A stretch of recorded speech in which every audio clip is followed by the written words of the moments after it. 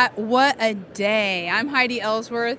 It has been so great. We have seen so many people, and right here is one of our favorites. Tracy, how are you? I'm doing very well, Heidi. Thank you for having me. Oh my gosh, Tracy and I have known each other for a very, very long time, and he has the best consulting programs for service and maintenance. So Tracy, I'm going to let you introduce yourself and tell them all about it because I'm so impressed with your program. Oh, well, thank you very much. Tracy Donalds. I'm with Service First Solutions. We are a coaching and consulting company that works with commercial roofers to start, grow, and scale their commercial service departments. And okay, let's just talk about the growth of service departments. Think about it when back 20 years, maybe 10 years, but when you and I were working together, when I was doing some stuff with NRP, and you were at K-Post, how much has the industry grown since then on providing service and maintenance for commercial? Oh, it's grown tremendously because the buyers are starting to become more educated. And they started with the preventive maintenance programs in the HVAC world and the electrical world, and they're looking to take that to their next huge capital expenditures. Right. And people that are in the know that for a commercial building owner, the roof is the second largest expenditure that they have over the course of that building. Yeah. So it only makes sense to take care of it through routine service, preventive maintenance, inspections, and that's what we help the contractor do. Yeah, and so I love that. And the thing about service and maintenance, in fact, you just had a great podcast with us. Yes, I did. We're doing a bunch of great interviews and really bringing your wisdom to the coffee shops, which makes me so excited. But really, when you look at what service and maintenance does for a company, a roofing company that brings in that department, really grows it, what does it do for the rest of the company for their overall revenue and profitability? Right, so many people know the great things that can come from a service department, just right there, the profit. But there's so many more things just beyond the margins and the profit. They're routine customers, right? Yeah. The renewable billings, those preventive maintenance programs. And then I honestly think that a great service department can take or a lot of the stress, not all the stress, but a lot of the stress out of a commercial roofing company because it not only helps with the profits, the financial part of it, but it builds long-term customers. Yes. By the time I left my commercial roofing firm, about half of the project revenue we captured was from service clients. So that's half of our big work that is easier to bid because we have a history with the customer and we have a history with the building. Easier to sell, way easier to manage. Yeah. And when you know it, we get paid on time. And you get paid on time. Isn't that a nice little kicker in today's industry? No, Yes. It works out so well. And I think what I remember when I first started in the industry, everybody referred to it as negotiated work, right? So you had negotiated work, but that was more just, well, we're going to bid on your new roofs, we're going to do stuff. People really weren't focused on that service component. Whereas today, they're on the roof 2-3 times a year. Yes. Roofs are lasting longer. Building owners are happier. Contractors have more steady income and steady overall performance. It just seems to me like, why doesn't everyone have a service and maintenance department? Well, I think we're kind of going back to those benefits. Everybody knows the benefits. Yeah. But what happens is, unfortunately, service is a lot of times it's a redheaded stepchild of the of the company. Yeah. Right. We got a couple people in the back. They know how to do lots of stuff, but we don't really have the right team set up to tackle the service department. Right. And if we think about it, we all do good work. Yeah. We just need to communicate better, and we need more customers. Yeah. Right? Yeah. And I often say is most service departments are being run like a food truck. They got a couple guys in back, they know how to do everything, but they can't really handle a rush and they don't really have time to train. But if we start taking an approach like a Chick-fil-A drive-through and start to handle people's emergencies in a timely fashion with a good quality product and great customer service, right, they're going to keep coming back time and time again. Building owners don't leave subcontractors that do good work and they like. Yes. It's just a rule, and price goes right out the window. You make me think, right, when you just said that about the Chick-fil-A, you also make me think of process. That there are processes in place that make sense, that make it sustainable as a business. Correct. Too often contractors don't have those processes in place or the team and the capacity to carry out the processes, and that's why service always ends up being a fire drill. Right? Hey, we got a decent sized service job. How are we going to do it? Because we don't have those processes. We don't have the steps to go through each and every day. Yeah. And with those processes, it all of a sudden becomes easier to train people, easier to manage people. Recruit. and easier to recruit people. Yeah. Go back to Chick-fil-A. Yeah. A joke I often make is there aren't any Colonel Sanderses working at Chick-fil-A. Yeah. It's just normal people who have been trained on good quality processes. Right. There's not a chicken expert among them. Yeah.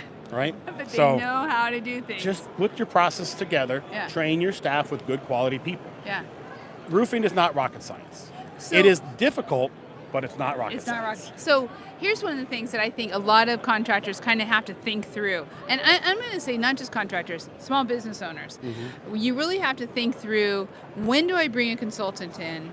And how and what is that going to, what's that ROI? How does that work? So what do you tell people as they're asking that? So the big thing I look at is where do we want to go? Mm-hmm. Right? If we know where we want to go, the great thing about service is there's profit in service, right? So, I mean, look at one service truck operating 40 hours a week. Yeah. One service truck operating 40 hours a week, no matter where you are in the country, has the potential to bring in a $400,000 in revenue between two guys working in a truck full time. Now, you have to have some extra pieces, some extra capacity to do things. Yeah. But there's a lot of potential there. So when we talk about ROI, we don't like to talk about dollars and cents, because if we talk about dollars and cents, the dollars are almost stupid, Heidi. Yeah. Right? So I like to talk about how many trucks are we getting? Right. Right? Because if you're serious about growing service, there's not a year that goes by where you shouldn't be adding trucks. In good economies, people like to save money. Right. In bad economies, people even need to save money. Right? And service does that. Service does that. Service, and it goes back to those numbers. And it's very easy to prove to a building owner that service makes sense, because I'm going to show you what you're going to save in leak trips. Like you said, a building owner is going to expect a roofer to come out multiple times a year. Right. If we start saving 2 trips, right, we can save customers very serious money, not only over a course of one building, but imagine if they have a portfolio and we can take those actions to the entire portfolio. Exactly. So when you one of the things I think about as a small business owner, and when I've asked for help, when I've had people come in and help, a lot of it is process. A lot of it is understanding the processes, which is not just, it's not always intuitive, right, on what has to happen. I also think a lot about service and maintenance, that a lot of times there are other software platforms, there are special rules about when you invoice, how fast you invoice, all that kind of stuff. Talk a little bit about really being able to understand that and start to incorporate that into the culture of your company. So once you understand the service perspective, especially from the customer side, from your client side, it becomes a whole different ballgame, because everything is based in time. And if you can get your employees to have the empathy of what your client has, it's amazing what you can do for that culture. One of the things I always tell clients and ex-employees when I was running a contracting business, when they would come on with me, I was like, the kind of service we want to provide is the kind of service you would expect if your air conditioner went out in August in Texas. Yeah. And it goes back to communication. Right? And too often we think it's too hard, it's too difficult. And that's where we like to come in.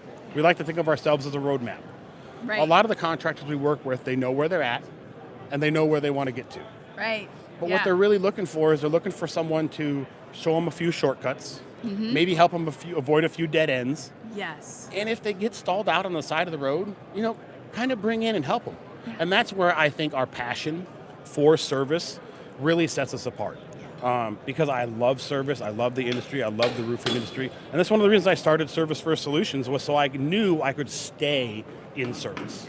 And helping contractors, which in turn helps building owners, which in turn helps tenants. I mean, it all rolls in together, because if that roof isn't in good shape, you have a lot of treasures, people, lives that are depending on that strong roof. Correct. Yeah. It's covering everything. It covers everything. Yeah, I know.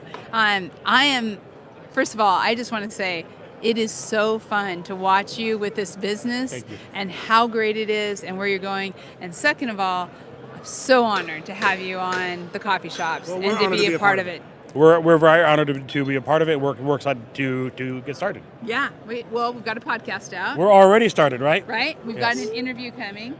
We did this. We're going to do another Got some interview articles at coming out, Western. We yes. have articles. So if you are thinking about getting your service department started, or if you want to take your service department to the next level, this is the man. This is the company that you need to be talking to, because it's just a no-brainer.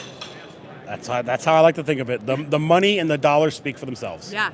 So you need to do it. Now, I got to ask one last question, because I think this is a huge opportunity out there that still has not totally happened yet, but that's service and maintenance for residents, for residential. Can we look to something in the future? Don't you think that's something that's going to kind of start finding its way? Oh, for sure, especially in different markets, right? In different markets where you're going to have that roof for 20 or 30 or 35 years. I mean, look where you live. Right. Look where not every place is Texas and Oklahoma where the roof life is 7 years. Yeah. So in many parts of the country, right, roof or residential service is a major player in the industry. Yeah, for sure. It is. And it's coming soon. So talk to the experts. Thank you. Thank you so As much. always. Oh my gosh, it's so great. We are going to be back. I think we have one or two more, so stay tuned. This is RCAT, and it's just the best start to the trade show season this fall that I've ever seen. We'll talk soon.